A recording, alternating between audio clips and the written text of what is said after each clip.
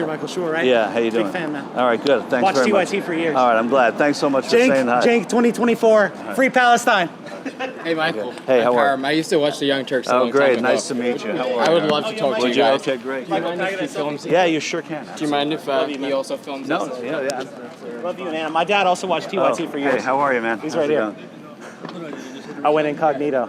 All right. Did you have a good time? Yeah. Oh no, it was awful. Doing a great job. Hey, Thanks so much for coming out, man. I love TYT. Good to Been a be member here. for years. All right. Thank you so much for the support. Cenk Really is actually appreciate the it. reason I got into politics. All right. Well, you're going to say Back in that the on 2012 election. Give me 1 second. Give me Sure, 1 ready. second. Sure. All right. So first of all, how do you know TYT? So TYT back in 2012 is how I got in politics. I was, 15.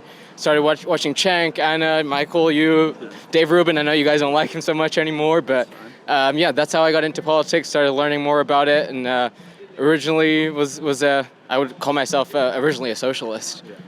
And then you put on a different hat, didn't you? Did put on I can take it off if yeah. Wear it. I mean, you don't be who you are. I'm That's not. who I am. You know, okay, good. Yeah, Tell me what it is that you like, Young Turk fan, about Donald Trump that brings you out here tonight. So my name is Param. I'm a legal immigrant. I was born in the UK. And the reason I'm out here is I've had a journey through college. I went to the University of Virginia. So did I. Oh, Wahoo Wah. I did not know Wahoo that. Wah. Michael, Yeah, awesome. yeah, right, And through my time at UVA is actually when I became a conservative, I became a Christian. That was a big part of my journey. And I would call myself probably like 60% libertarian, 40% MAGA. I think what's going on in our country right now is super high inflation, there's crime all over our country, people are coming in unvetted, and there's so much going on and there's wars around the world right now. And I think Donald Trump's the person to solve those issues. The number. Let's go to crime. You awesome, covered yeah. a lot. Violent crime is down across the board in U.S. cities right now, from its height, right? Why is it that that's an issue that people are glomming onto now when we see that it's reversing? Maybe it was something to do with the pandemic. Maybe it was a crisis. Are you saying crime now is lower than it was under Trump? Crime is now lower over the past 5 years in violent crime over the last 5 years, and it's gone down in our cities. What do you attribute that to? So, I mean, I don't know the statistics that you're specifically referring to. I know, you know this statistic. You can make statistics say whatever you want them to say. If you pick 5 years, or if we look at 10 years, what I think most of America is seeing is crime up. You see in DC shootings, you see muggings, and I think people are seeing that around the country. And people are seeing violent crime from people who shouldn't even be in this country. Like in Times Square, you had a migrant shoot at a police officer, shoot a tourist. You have Times Square, it's just turned into this absolute hellhole. And I think you see our greatest cities. I don't know what specific statistics you're referring to, and I can't speak to that, but what I can speak to is what a lot of people are seeing is crime through the roof in specific places. So again, I don't see that. This is specifically violent crime. I know nothing about, taking Prilosec out of a Walgreens. I just know that this is violent crime, and that these numbers have been, they're the numbers that we go by for reporting crime nationally. Things are incrementally going in the direction that we as a country would generally want to see. I completely disagree on the economy. So under Donald Trump, when he left office, inflation was around the 2% range. We went to like 7% inflation. We've come down to 3%, but if the prices are still going up.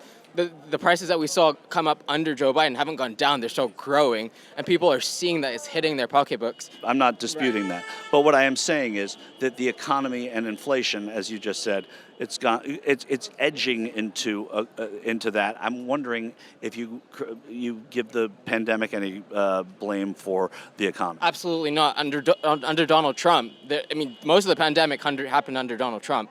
So when Donald Trump left office in January of 2021, it started in April of 2020. So all that time there was no inflation, but then you have Joe.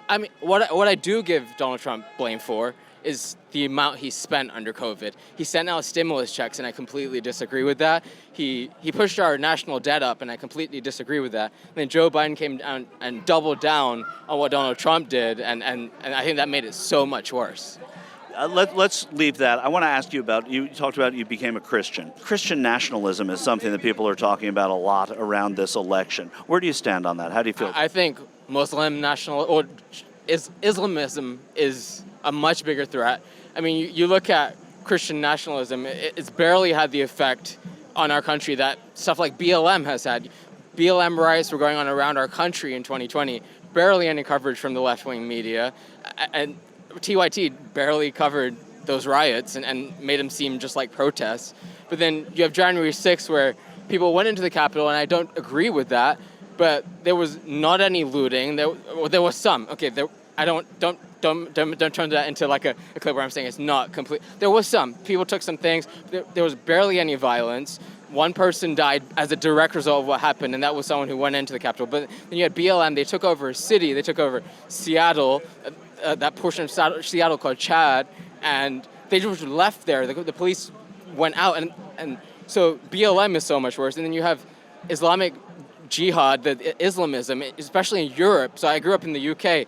There's so much terrorism, and then the whole media is covering this Christian nationalism where, again, there are some kooks, there are some people who are neo-Nazis, and I condemn them just as much as I condemn Islamic nationalism, just as much as I condemn BLM, because I think they're all the same.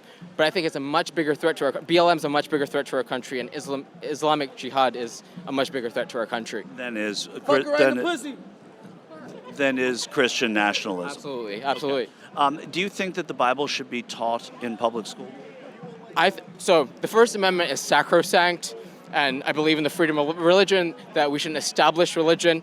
I think public schools, ideally, I think we need to draw back on public schools and have more charter schools and be giving our kids the access to the same schools that Joe Biden has. And I'm sure Cenk is not sending his kids to public school either. And I want... He is. He is? Okay, well, good for him. I want rich kids to go to the same schools as poor kids. So I think there's two different issues there. So there's the public school issue. I think we need to draw back on that and fund charter schools. And then I think Bible or Christianity can be taught in schools, but with other religions. So in religion class. So with the Quran, with whatever other. I grew up in a Sikh household, so the Guru Granth Sahib. I think they should all be taught, but obviously you can't establish religion. Do you think presidents should be immune from prosecution for things they did in office? He hasn't been convicted of anything. Kasparian, I think you're the cutest. I love you. No, whatever. Yeah. Tell me what it is that brings you out here on a Saturday night. All right, so I was born in the Middle East. Under Trump, not a single bomb fell on Lebanon. Gaza was not what's going on here.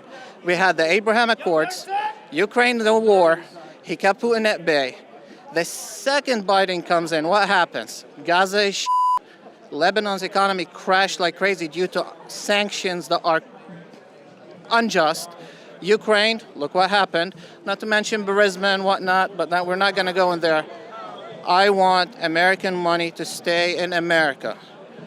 I want people, the taxpayers, like look at the roads. You have $200 billion that went to Ukraine, another $60 billion went to Israel, and look at that. There's a pothole right there. You got security, borders wide open. Do you think Donald Trump's going to eradicate all potholes in the country? Let's not be facetious here. Well, I'm not. I mean, you're talking about one pothole in Richmond, Virginia. We're talking about NATO, and we're talking about. I'm looking at the big picture here. Look at the big picture, though. I would say is also an infrastructure bill coming out of Congress under this president. Infrastructure bill. I'm glad you brought that up. The infrastructure bill has more funding on it and more stuff about DEI, or I like to call DIE, because everything it touches dies. There's no meritocracy anymore. The stuff that it's funding, we don't want the government to fund anything. Reduce the taxes and let the public sector, the private sector, handle this stuff. And once they do, believe me, you will make more money, I will make more money, everybody will be happier, and the world will be a peaceful place. And let's stay away from all the foreign funding, all the money going overseas. That is not right. It's not creating anything better. All it's doing is giving money to who? People that hate us. If you like history, go back in history. We created bin Laden to fight the Soviets. What happened? Came back to bite us in the ass. We funded Libya. What happened? Bites us in the ass. And now we funded ISIS. Bit us in the ass. Let's stop sending money overseas. Keep the money in America. let the people who came to America legally enjoy a little bit of freedoms. That city on the Shining Hill, that last city on the Shining Hill, is the U.S. If we lose it, there's nowhere else in the world that it's going to happen. I don't agree with your host, Turks or something like that. Yeah. But I think his name is Turks. I used to follow him, but then I realized he was kind of a bigot and somewhat racist. But the president, What would you say was racist about Cenk? Is that what you're saying? Yes, Cenk. Yes, absolutely. I just realized that he's not like pro-America. He's pro his policies, and he has this like superiority that doesn't benefit all Americans. So when you see like these regular everyday Trump supporters, whatever, the majority of these people are people that make less than $50,000 a year. So these aren't like racists that are holding anyone back or holding the system down or whatever. These are everyday people that are getting up, working 60 hours a week, trying to put food on the table. Right now, what's going on in America in the last 4 years or 3 years or whatever, groceries have doubled. Rent has doubled. So even for the people that are living in the backwoods in the country, living modestly right now, they're struggling while their jobs are continuing to be exported overseas. But what I would say is, whether you're Democrat or Republican and you watch this broadcast or whatever, what really matters is local elections. So many people are focused on Biden, well, whether it's Biden or Trump, and that doesn't matter. What really In fairness, this is a Trump rally, so. No. But so many of our issues, whether you're black or white, Middle Eastern, whatever, Democrat or Republican, a lot of it would be fixed if more Americans went to their city council. It's once a month. No matter where you go in America, once a month you have a city council meeting, and those individuals decide fixing roads, managing the money that goes towards your schools. They also control the people they hire for the economic development who are the people that recruit jobs, and as far as like what factories or different things come into your city, how they do the 10-year planning for what jobs or new housing development comes. So right now across America, we have all this shortage of housing because we don't want low-income housing, we don't want apartments, etc. People like your host, Cenk, are very against that, when he lives in this elitist neighborhoods. But sorry, I just happened to see the TRT. Okay, thanks.